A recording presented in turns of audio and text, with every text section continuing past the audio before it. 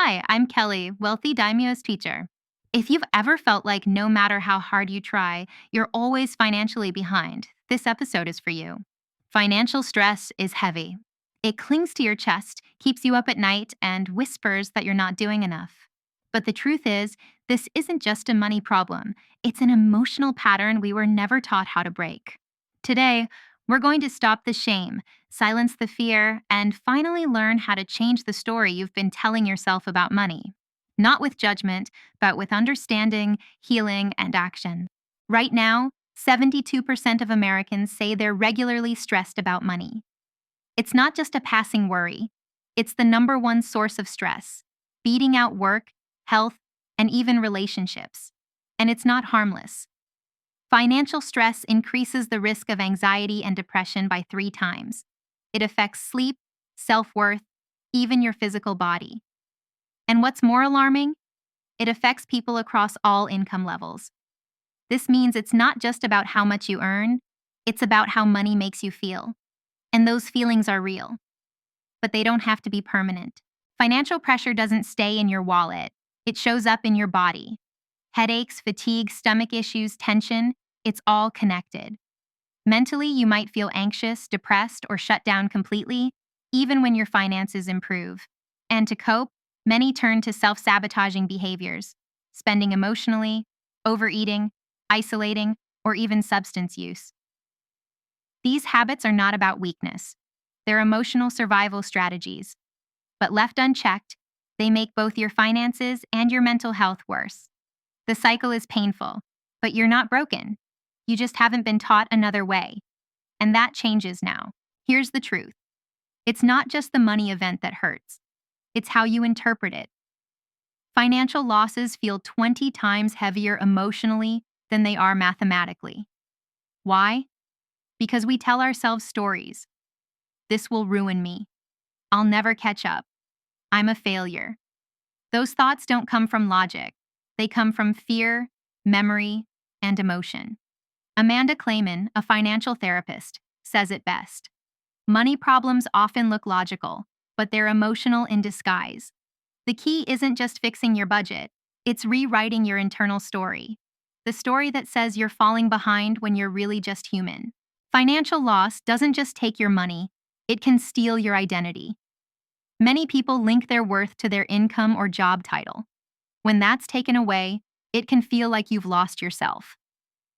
One CDC worker who was laid off said the paycheck wasn't the hardest part, it was the loss of purpose. If you've been through this, know that it's okay to grieve. You're not just mourning cash flow, you're mourning who you thought you were. But your skills, your heart, your value, those haven't gone anywhere. You can rebuild your identity, and this time, it won't depend on money.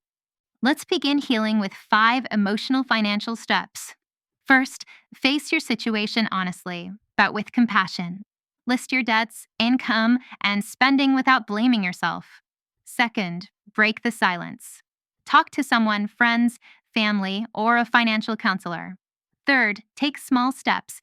Open a savings account, pay off one bill, write down a weekly plan. Fourth, educate yourself. Knowledge reduces fear. Fifth, practice self-kindness. Your worth has nothing to do with your net worth. When you speak to yourself like someone you love, your financial healing becomes sustainable. These steps are how we stop surviving and start reclaiming. Now let's talk about real tools you can use today. Start by tracking your spending for 30 days. Not to judge, just to understand. Apps and spreadsheets are helpful, but awareness is the real breakthrough. Then build a budget that's realistic. Don't punish yourself, include fun money so your habits are human. Finally, build your support system. Free advisors, community groups, even friends, let people walk this journey with you. One woman named Jamie said just tracking her takeout spending helped her save $250 in 1 month. Sometimes, healing starts with seeing what's been invisible for too long. Let's shift how we see money. Most of us overestimate what we need and confuse it with what we want. And while money can't buy happiness, stability does ease anxiety. So prioritize stability, not comparison. Next, find purpose in your work. People who feel meaning in what they do report 40% less financial stress, even with the same income. And lastly, give. Even small acts of generosity activate joy in your brain. Giving reminds you there is always enough to share. These aren't just financial tips, they're emotional truths. And they lead to peace. You're not the only one feeling this way. Financial recovery is not just about numbers, it's about reclaiming your peace of mind. So start small. Pick just one action from this presentation and do it this week. Maybe it's tracking your expenses. Maybe it's opening up to someone. Maybe it's joining a support group. And always remember, your money situation does not define you. It doesn't predict your joy or your future. You are more than your bank account. You are a full human being worthy of dignity, growth, and love right now. Thank you for being here with us today. If this episode helped you shift something inside, don't forget to like and subscribe. It truly helps others find this healing too. And if you want to go deeper, we've created free ebooks and a full emotional finance video course to support you. The links are in the description below. You don't have to walk this road alone. Together, we're building not just better budgets, but better lives. We hope to see you again in our next episode. Until then, keep going.